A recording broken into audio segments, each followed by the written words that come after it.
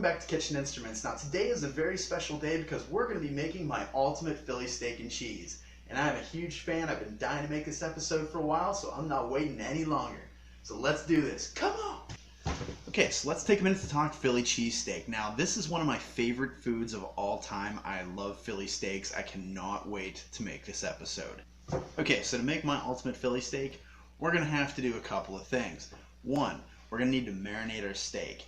And to marinate our steak, we're going to use the Texas marinade that I made a few days ago. Okay, so after our steak is sliced and marinated, we need to get started on our cheese sauce. Now, the cheese sauce that I'm going to use is the cheese sauce that I used in the very first episode of this show, with a slight twist.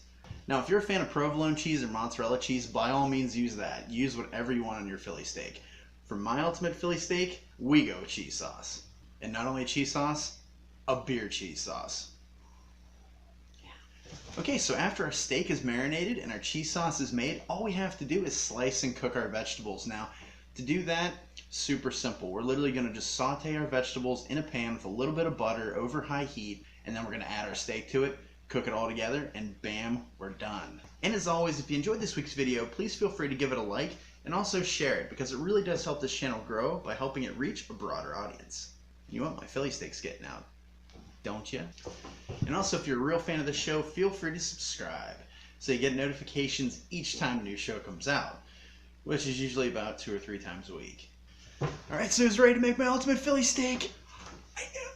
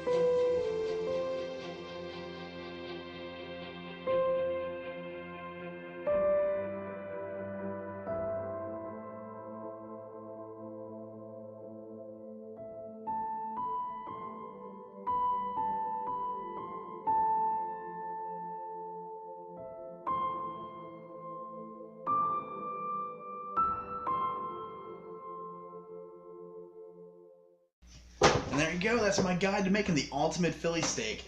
Now keep in mind, this steak is going to be a little bit sweet just because of the peppers and the onions. So if you want to dial it back on the sweetness a little bit, feel free to just cut some of those out. It's not really going to hurt the flavor any, and it's still going to be amazing. Trust me, this steak and cheese is waitress approved. You know who you are. Okay, well, if you enjoyed the Ultimate Philly Steak episode, then don't forget to stop by next week where we're going to up your puree game by making a fluid gel. Science.